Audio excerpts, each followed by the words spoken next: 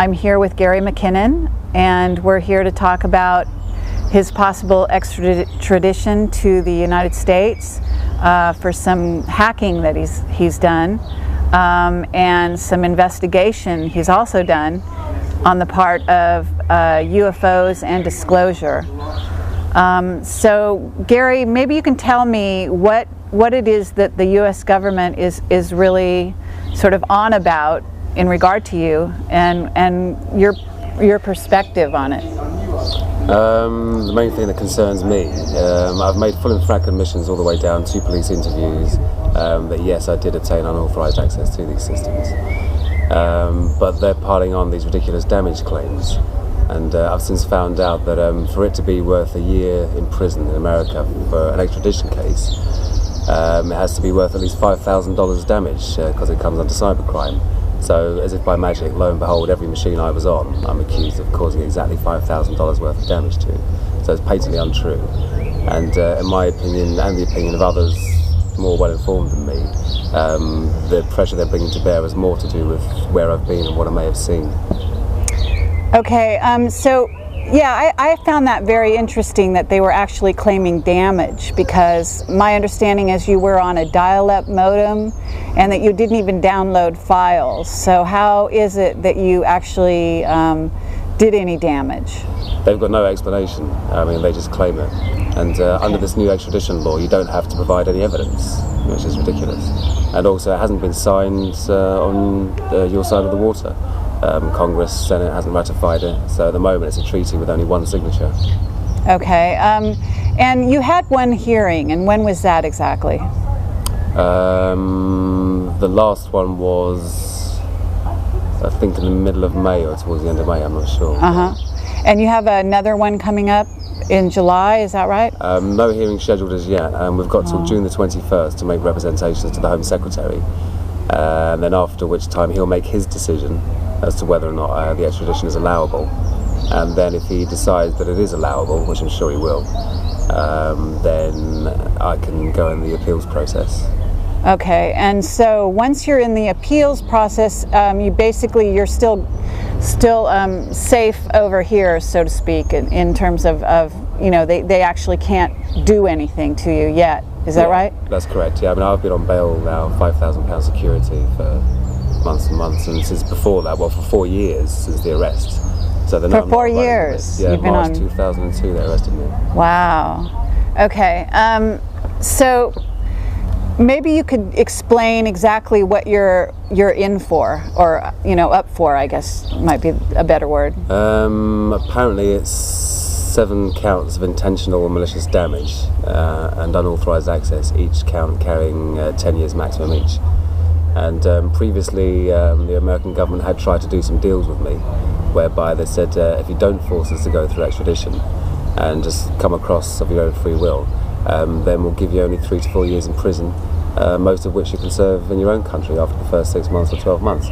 I said, fine, that sounds great, give me that in writing. Guess what happened? I didn't get it in writing.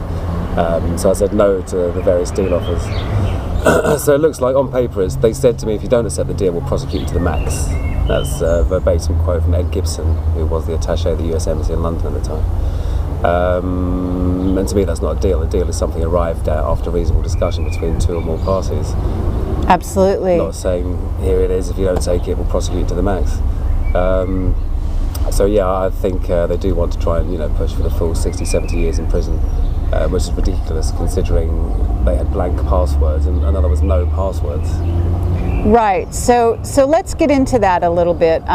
You basically, I don't know if you want me to use the word hack. I don't know if you consider yourself a hacker or did at the time. I never did consider myself a hacker at the time. And also basically all I was doing, because it was an administrator level account, let's not forget, with full control of the local machine with a blank password. So it was almost like logging on. So let's back up one minute here, and exactly what were you looking for when you were doing this? At first I was looking for anything to do with UFOs. As I got more into the subject and listened to more serious talk and discussion about the subject, and was introduced to the Disclosure Project, and realised that there were 400 witness testimonials from people that had worked from everything in civilian air traffic control, up to military radar operators, right up to men and women in charge of whether or not to launch nuclear missiles. I thought these are surely credible people. And the whole suppressed technology thing of it, which kind of grabbed my humanitarian side. I thought, crikey, we're having wars over oil, we're burning fossil fuels, polluting the environment. We have old age pensioners dying in Britain because they can't afford to heat themselves because the fuel bills are so high. So I thought, why on earth is this technology being sat on? I can see perhaps some of the arguments that may be forwarded, what if terrorists had free energy, or terrorists had anti-gravity, or what if terrorists had guns? Everything's dual use. Sure. Yeah, if you protect it, make it tamper-proof, anything, but just get it out to the public, because surely everyone should have it. Okay, so, but as far as the hacker community, you said, I believe, in some of the things I read, that you came across a lot of other sort of interested parties that were investigating the same places you were, and were aware that they were blank passwords and were able to get into via the administrative sites. Is that right? Yeah. I mean, I would have been surprised if there wasn't anyone else, because it wasn't even really a hack to get into. It was just large-scale phishing for blank passwords. And some of these places, were pretty special places. There weren't places that you would think wouldn't have firewalls or blank passwords. And this was what year that you were involved in this? 2000, 2001. Mm-hmm. So it's not that long ago, so computer systems should have been, especially for government and military and NASA, you would think they would be covered. Absolutely. For things like that. In fact, I think they're supposed to be federal guidelines, Mm-hmm. So in a way you did them a favor. Isn't that true? Yeah, you could look at it like that, because I'm sure, the other connections that were there, Turkey, Holland, Germany, all across the world. You see the IP address list of who's connected to the machine, then you can look it up and find out which countries they're in, and even which businesses own the IPs. And I don't know whether that was foreign governments. It could have been Al Qaeda, or it could have been someone else just like me, just snooping around. Who knows? That's a very interesting point. So you've got these administrators basically that got found out because of what you did. Wouldn't you? I mean, is that what we can assume? No, it's good to clarify that it's the administrator account. A lot of the time on a corporate network or a large organisation like the Army or the NASA isn't actually used. There isn't an administrator, but it's a built-in account, so you can't delete it. You can rename it. But that's for, say, if someone wanted to do something system-wide across the whole network, they would use that account to log in remotely, because that gives you full control over the machine. But it doesn't actually refer to a particular person. Oh, so no particular worker involved in that maintains the site or anything? That's correct, yeah. Although obviously they must have IT staff that look after things. Right, and didn't you encounter one such person, or was he an IT guy that on the other end? Yeah, he was a network engineer. Because I had graphical remote control of the machines, it was literally like sitting on the chair opposite the screen, opposite the monitor. I think I must have got the time zone wrong when he was working late hours or whatever, but he obviously saw the mouse moving across the screen. And next thing I know, WordPad flashes up and someone types, "Who are you?" And I panicked, didn't want to get caught. Thought very quickly on my feet and turned around my own investigations into an explanation to answer him. And I said, "I'm from Nippernet Security, which is the non-classified internet protocol and router network. And I've discovered some unauthorized scanning coming from this machine. And I'm here to investigate it." And he immediately, it was a good ploy of mine, human nature, tried to impress me with his knowledge and showed me this, did a virus scan, and pretty much showed me that the machine was clean. Wow. And then moved along. And he was never the wiser, or because I know that this was linked Maybe somehow to, well, right, but I mean, my understanding was it was linked somehow to you actually getting caught, what, a month later, or I don't know how much longer? I can't actually remember when that incident took place. I was doing this every night, all night, practically for 2 years. Not really looking after myself very much. So dates and things are a bit mangled. So this was a real passion of yours, in other words? Oh yeah. And would you say, was the passion for information related to UFO and hidden technology? Was that kind of your passion, or what would you say is your passion in that regard? I passionately believe that we should all have this technology. and not so much, obviously, you know, if you could confirm the existence of extraterrestrials and their contact with us, then that would be good. But to me, it was more important to have this free energy system. Okay. So what did you find out? About free energy and anti-gravity, unfortunately, nothing at all. But the UFO thing, as far as I'm concerned, it may sound circumstantial to some, but as far as I'm concerned, it's proven. As part of the disclosure project, there was Donna Hare, a NASA photographic scientist, who had up to secret clearance, was in Building 8 of Johnson Space Center, she says in her testimony, and that one of her colleagues was doing some photographic work, invited her over to look at it, and she saw high-res satellite imagery, maybe 0.5 km above the treetops. I think it was like a white disc, and she at first thought, oh, it's a blob in the emulsion, you know, some kind of fault with the photographic process. And he said, well, look, you know, blobs in the emulsion don't have perfectly formed shadows going in the same direction as the trees, etc., etc. All the detail was there. And she basically was saying that they had this whole place in Building 8 for airbrushing out UFOs on a regular basis, because they then, you know, sell on their imagery to universities and the like. And having been all over other NASA installations already, I assumed the blank password scanning method would work the same in Johnson Space Center, and it did. Once I was in there, I used various network commands to strip out the machines that were in Building 8, and got onto those. And the very first one I was on literally had what she said. I can't remember if it was filtered and raw, processed and unprocessed, but there was definitely folders whereby there was a transformation in the data taking place between one and the other. These folders were full of images in a proprietary NASA format, or in a format I'd never seen before, no JPEGs or GIFs. They're also 200 to 300 megabytes in size, and being on a 56k dial-up modem, there's no way I was going to download it. It's like 5 minutes per megabyte. So what I did, the remote control program that gives you graphical control of the machine, turned the resolution right down, turned it down to I think 4-bit color, and then on the desktop of the NAS machine, navigated to the folder, double-clicked on the first image. The application launches, the image comes up on the screen, but it's still very, very slow.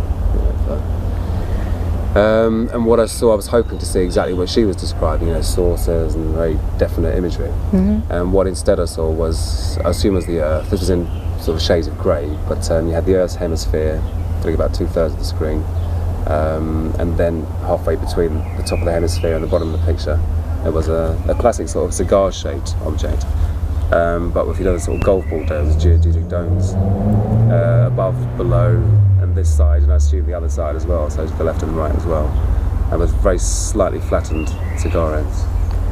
No seams, no rivets, no sort of telemetry or antennae or anything like that, and it just had a feeling of not being man-made. There was none of the sort of signs of manufacture. So in essence it was a craft, is what you're saying? Yeah, yeah. And when I first saw the top half of it, I thought, oh, well, like, you know, a boring satellite picture or something. But as more of the thing was revealed, it was obvious it wasn't like any satellite I'd ever seen. Wow. And I've been space mad since I was about 14, so I've seen lots of pictures of satellites. Okay, so you knew what you were looking at to some degree. So basically, did you feel, I guess during those 2 years that you were doing this investigation, threatened by what you were doing? Were you, in other words, I mean, technically you got caught out by one guy, right? Was that the only time? No, I mean, that guy, that network engineer sort of saw me but didn't realise that I shouldn't have been there. The chap that actually caught me was in NASA when this photograph was about 3/4 of the way down on the screen, and you see the mouse move, he right clicks the local area network connection icon, chooses disconnect, bash, that's me. And that's why it was such a strange moment. It was triumphant in a way. I thought I've completely corroborated what Donna Hare has said, you know, on my own. But then got caught at the very same moment.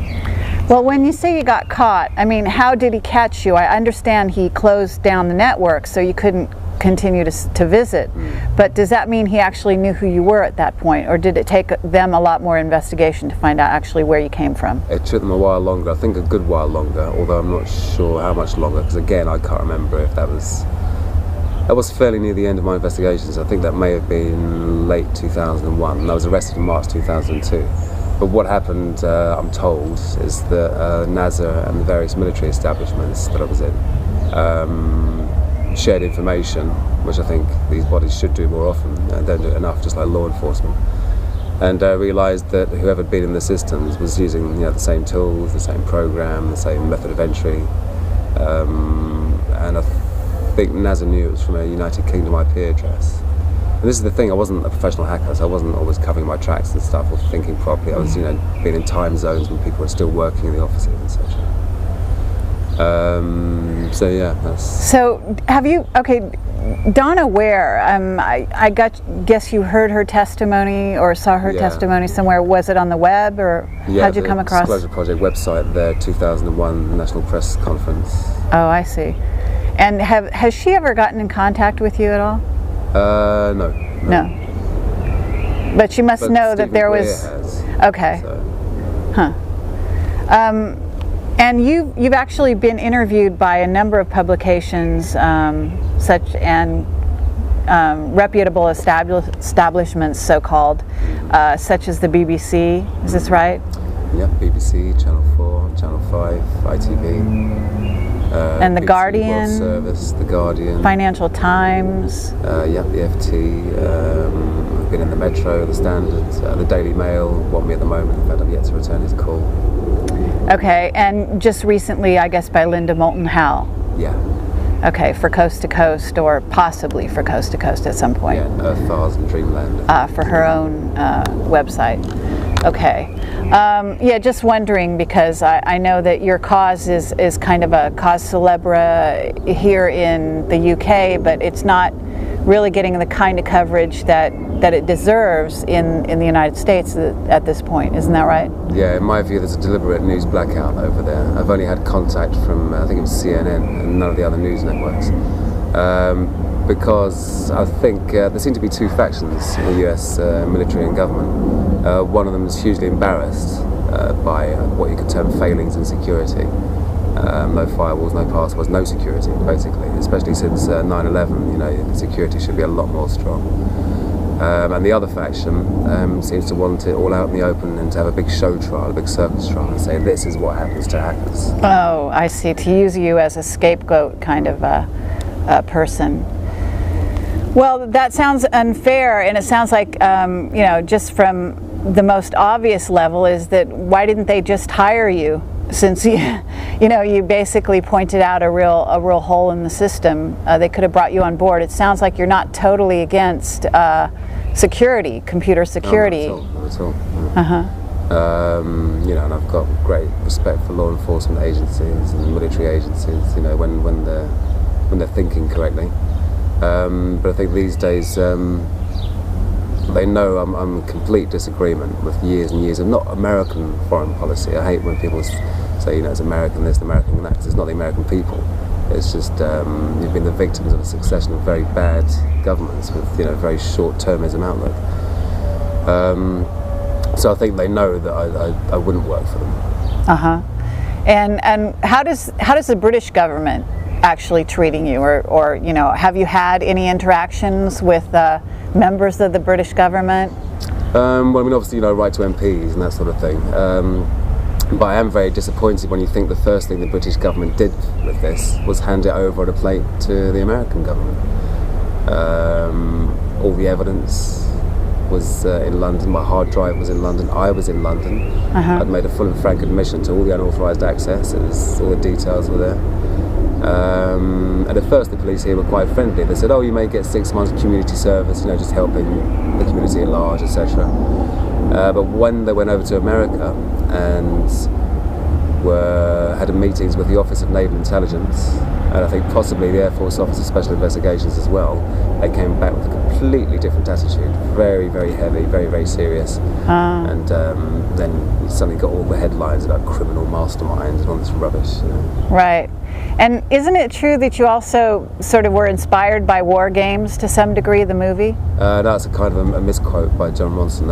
Oh, okay. I said I had seen that. Right. But I wasn't really inspired. What actually inspired me was The Hacker's Handbook by Hugo Cornwell, who is now Peter Summer at the London School of Economics. Oh, really?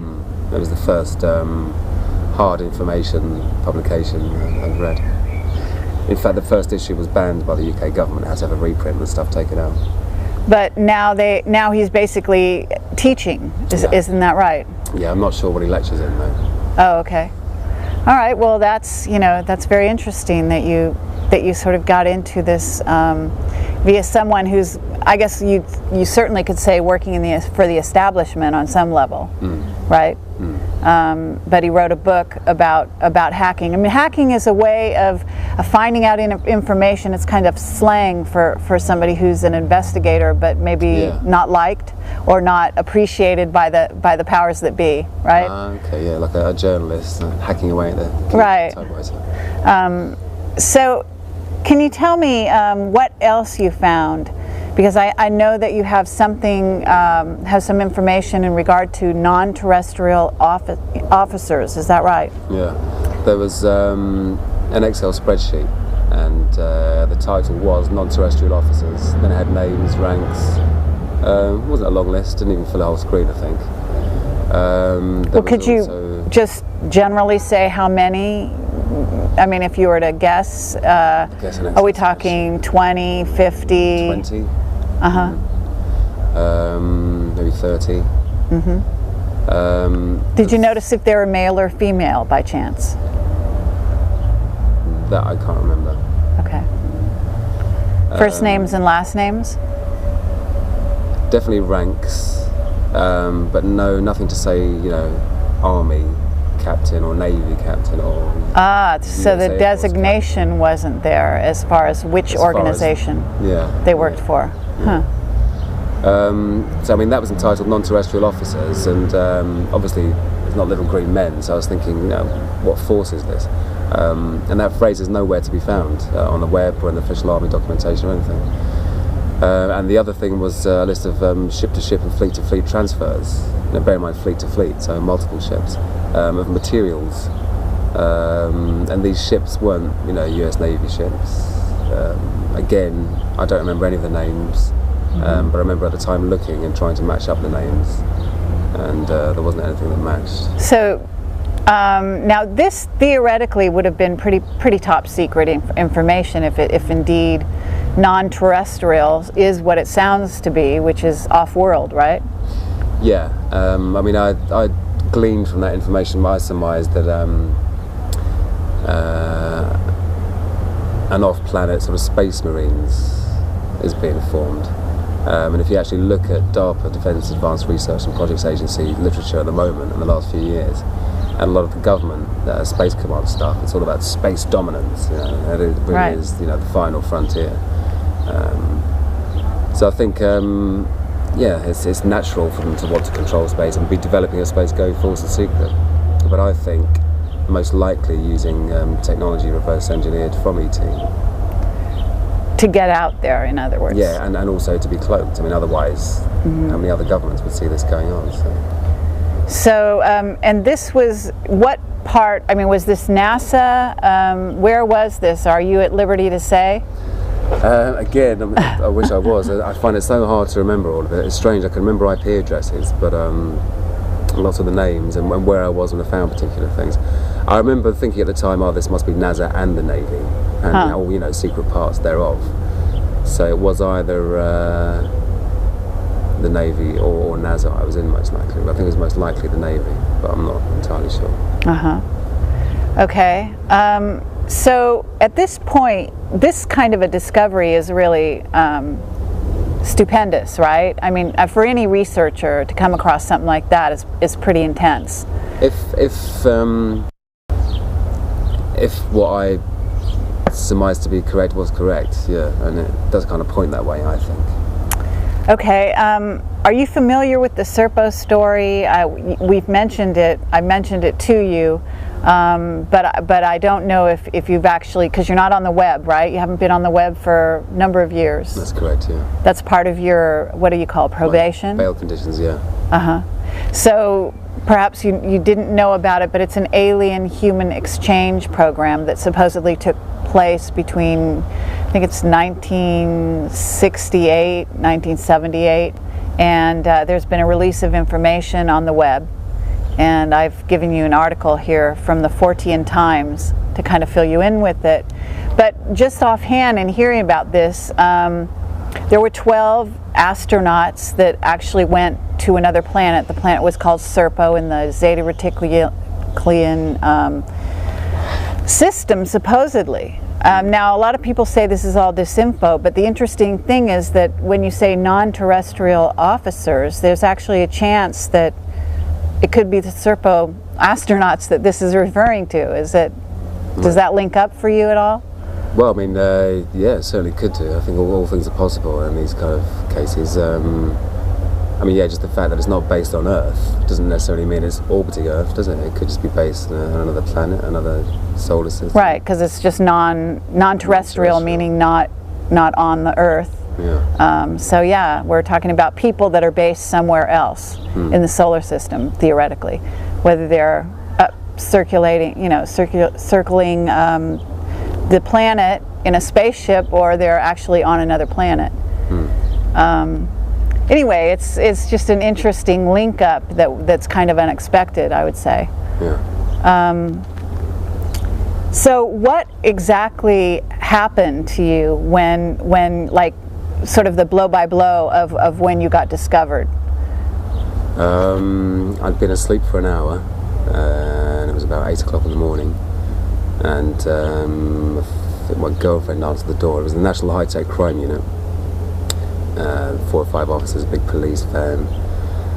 They came into the house. They had a warrant for the address, so unfortunately my girlfriend at the time, her and I were living in her auntie's house. We had the ground floor, her auntie had the top 2 floors, but the warrant was for the entire house. So unfortunately, as well as taking my PC, my girlfriend's PC, 4 other PCs I had there to fix for friends, they also went upstairs and took my girlfriend's auntie's PC. Then they separated us both, and they were doing the Mr. Nice and Mr. Nasty routine, like, oh no, but you're like, mate, I used to dabble a bit, if you know what I mean, and then, oh, we got into NASA and the Pentagon, did you, trying to get me to admit things before I was even in the police station. So I kept my mouth shut, obviously. And then we went down to the police station. I was there for 4 hours, which time I used to catch up on some sleep, because I was absolutely knackered. Then they brought me out to the cell after interviewing my girlfriend at the time. Interviewed me for a few hours, threatened to go back and arrest my girlfriend's 15-year-old cousin just because she's in the house that the warrant was for, and basically put me under great duress to actually say something without a lawyer being present. Wow. And I thought, well, bugger it, it's all on my hard drive anyway, so I may as well just tell them now because they'll find out anyway. And that's been my sort of style ever since, just full and frank admissions to the unauthorised access and the material I did download, but not the ridiculous claims of damage. So, and then after that, I had 2 police interviews, the second of which the police had just been to, I think, Washington for the ONI, Office of Naval Investigation, possibly AFOSI as well. And they had a very different tone then, were very, very serious and asking me more and more questions and actually trying to get me to admit to being places that I hadn't been in, which I found interesting. And then November of 2000, having been arrested in March, in November of 2000 the Department of Justice said they intended to apply for my extradition. They didn't actually apply for it then, but said they intended to. And then we waited and we waited and we waited, nothing happened. And then along came the 2003 Special US-UK Extradition Act only, which required no evidence whatsoever on the part of the Department of Justice to be provided in order to take a UK citizen. Now, we can't do that to a US citizen. You're protected by your constitution. And this treaty is only being signed by the British, not signed by the Americans. Right, so 400 people are currently under threat of being extradited with this. Are they? Yeah, and America has extradition agreements with 119 countries, and only Britain and Ireland agreed to extradite their own nationals without evidence. It's a ridiculous situation. And there's also the, I guess there's the Guantanamo Bay sort of specter out there. Yeah, someone said to me, they said the fact that most people in Guantanamo Bay haven't even had trials yet, so they're not proven to be terrorists, although I'm sure many of them may be. Whereas I've allegedly directly attacked American military sites. So, sounds like a good one-way ticket to me. And also the fact of this military order number 1, where you have a secret military tribunal, no right of appeal, no right of comment. They declare national security, and the whole thing was just in a black hole from then on. So you have a lawyer, is that right? Absolutely, yeah. And I get legal aid here because I'm unemployed. You get free legal advice. Okay. And what has your lawyer, I mean, I don't know whether you're at liberty to say or how they're going to be sort of supporting you in this? We felt that District Judge Nicholas Evans, who ruled in my last hearing, didn't really properly address all of the main points we brought up. I'm not sure if he's really qualified or experienced enough to properly address them, perhaps that's why he didn't. So we feel that we've got a better chance on the appeal of getting things changed. Also, we're actually trying to get the law changed, because it's not just about me, it's about many other people, and the fact that you can be extradited without evidence. So we're trying to get judicial reviews in motion and put some pressure on, and we've got petitions going, etc., etc. Okay, and you have a website, isn't that right? That's right, yeah, freegary.org.uk. Okay, very good. So maybe you can tell me what it is that you sort of thought when you saw the non-terrestrial officer list. I thought, wow, I'm really onto something here. But that, along with the material transfer thing, was the only two things I found. And bear in mind, this is, 99% of the time you find nothing, absolutely nothing. I was trawling these systems for years, and obviously there were times I did know where I was, but it was, very, I knew I was in the Pentagon, obviously. Sure. But a lot of the time, when you're first getting your entry into the fringes of the systems to try and obtain deeper entry and then, leverage control, you were kind of shooting blind at first. And there's a chap over here, Peter Warren, an investigative journalist, who tells me that he went over to America to interview the top brass and said, to say to them, why are you pursuing this guy so vehemently? Why is this the first extradition in a hacking case ever? And someone apparently said to him, it's not because of what he's done and what he's saying, it's where he's been and what he may have seen that he's not saying. Okay, well, let's pursue that for a second. Is there some stuff that you haven't revealed to the press, for example, that you might have come across that, is sort of your ace in the hole that you're holding, some cards you're holding? If there was, I wouldn't tell you. Oh, really? Okay. Okay. Fair enough. And there's a sense that if you have information that it would be stowed somewhere safe. Because, look, people disappear every day, isn't that right? So, hopefully you protected yourself on some level. I'm not going to disappear. Yeah, okay. So, in a sense, are you actually considering yourself a bit of a warrior? You're fighting a battle? No. I'm certainly in conflict. But well, what I mean is like, in a sense, you're fighting a battle for disclosure when all's said and done in the acts that you've taken part in. Isn't that right? I guess I am, but I get very impatient with this sort of cloak of grandness that a lot of people in this field tend to cloak themselves in. And to me, it's a job that has to be done. It has to be done, pragmatically.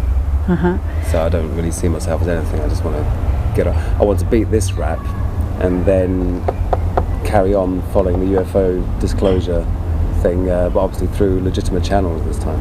Okay. So, just out of curiosity, have you thought of writing a book?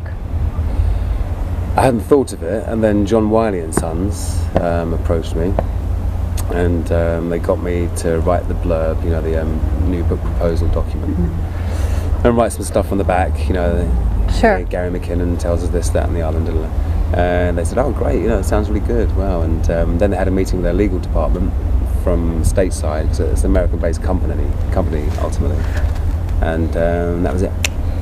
Oh, they pulled the. Oh, wow! Gone, yeah. Well, I've got some people in Hollywood that might be interested. How do you feel about that? Okay, great. Stay in this country and film it. Okay, very good. Okay. So, as far as your background, you're not really a skilled, educated IT guy. Is that correct? I mean, do I have that right? I am skilled, but I've got no formal qualifications.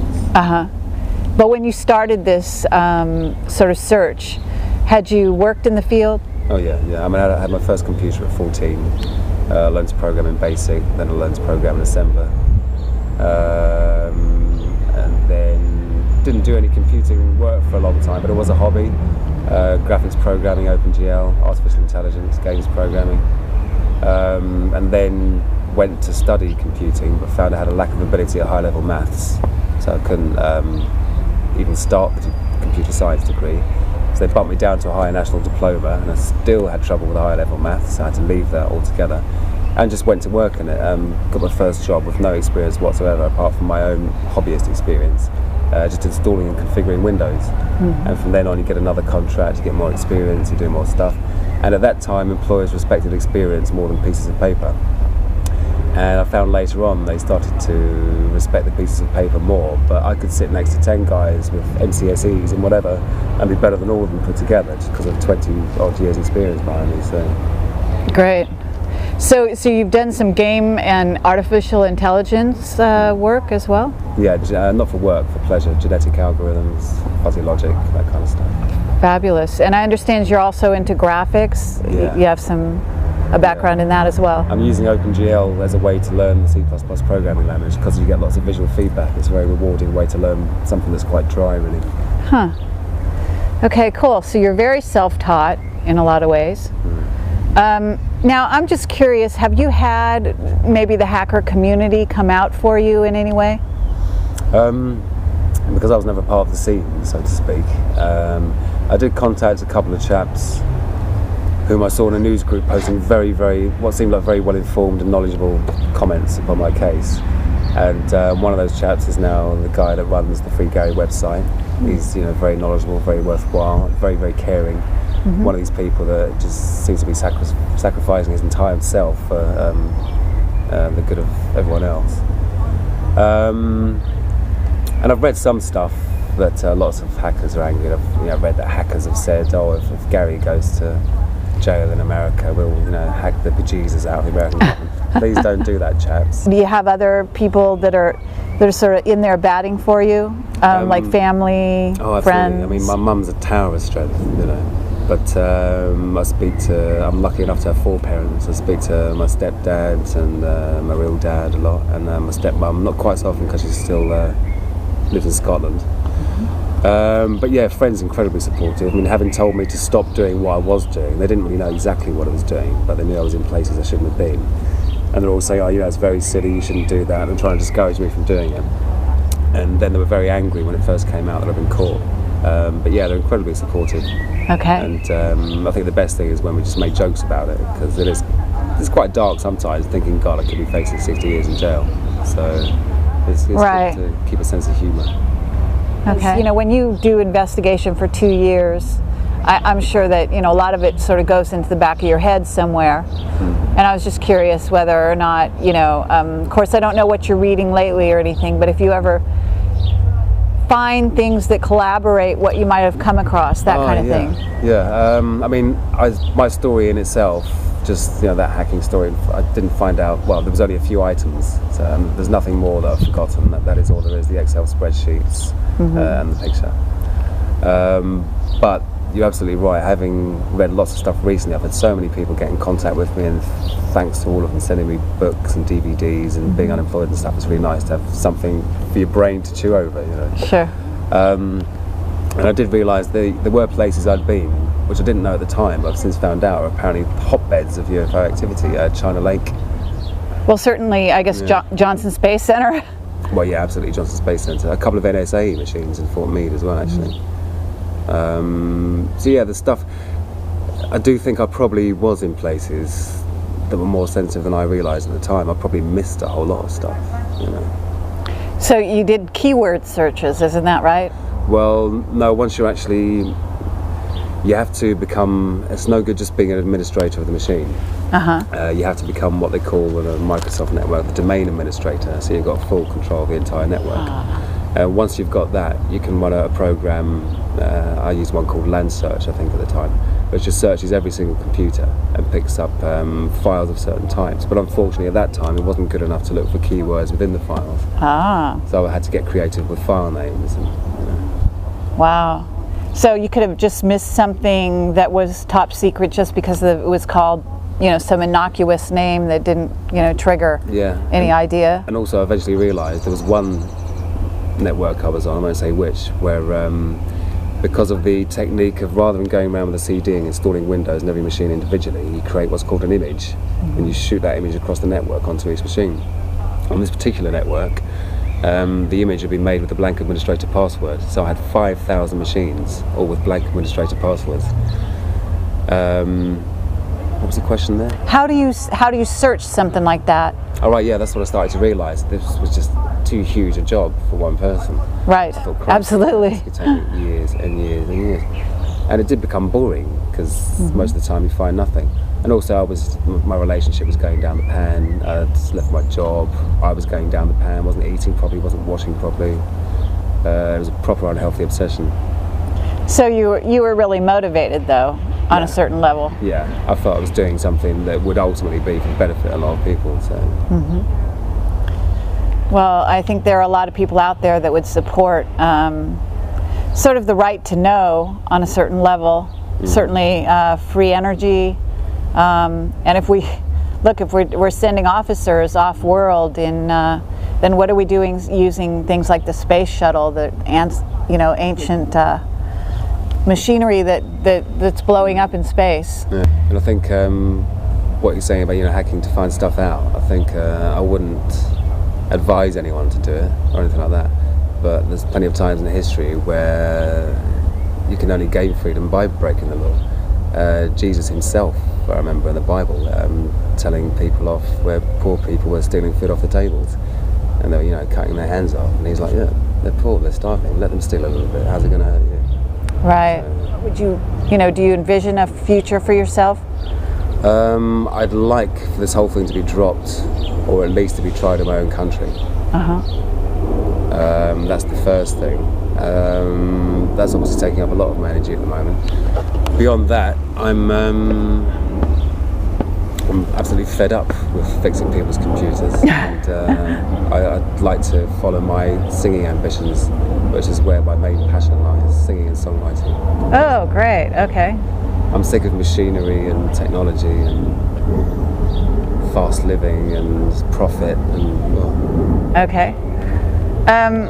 So is there anything else that you'd want to tell people that kind of about this experience, about where you were at those 2 years? Obviously it's a few years later, you're kind of older and wiser, but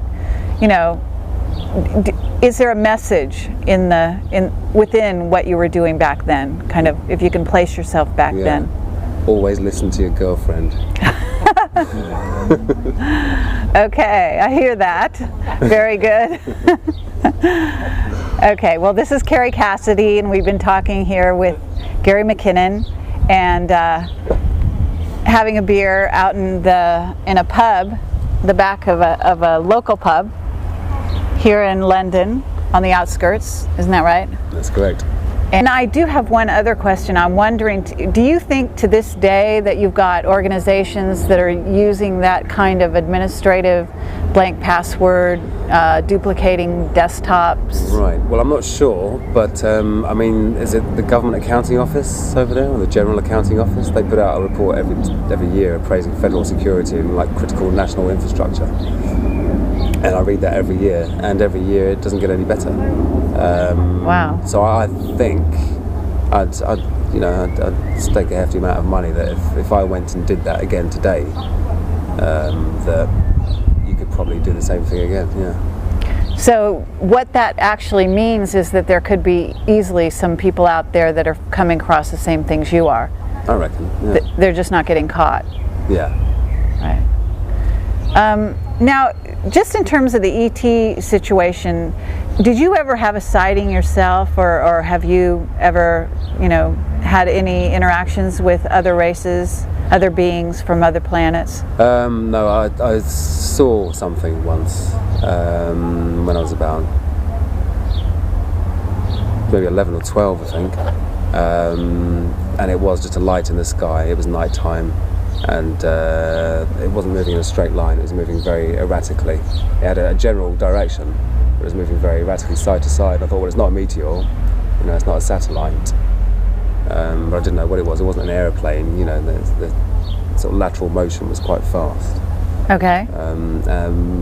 My stepfather had seen some stuff and had dreams about UFOs. He lived in Falkirk near Bodybridge, and Bodybridge is now quite a hot spot for UFO sightings. Yeah.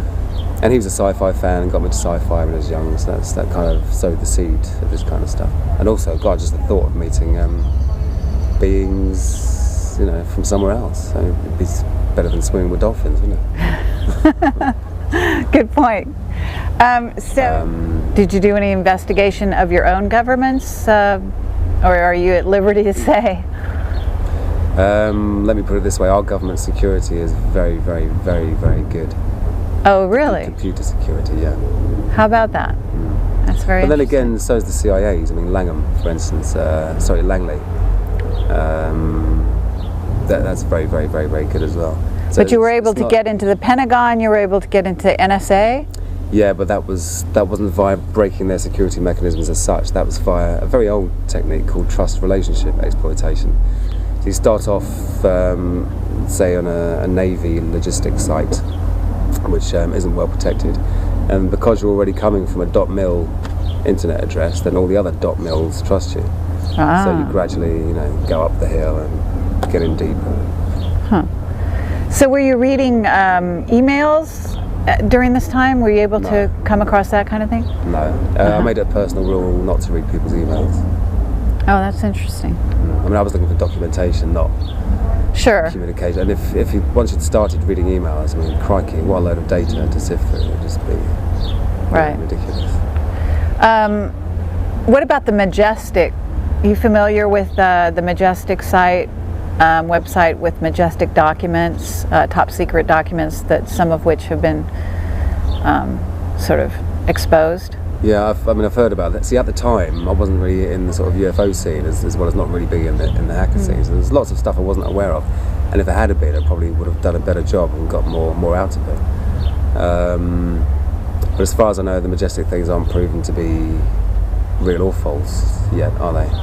And I don't like to accept anything that I don't know is absolute fact, which is why I went to find out for myself. Right. Rather than Okay. All right. Well, thank you very much, Gary. This has been great, and we're going to try to call Jerry Pippin now, who's helped set this up for us, and we hope to hear a lot more from you. Love to know what you're carrying in your back pocket, so to speak.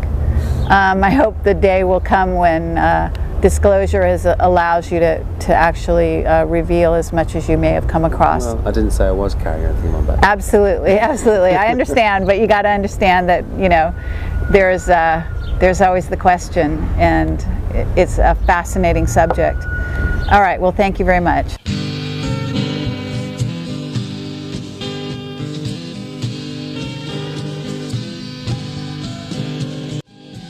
But I think the evidence I did find does point to a space going fully under development, and if that can be hidden, and indeed if it's even doable without launching from Earth, then I think they must have that technology.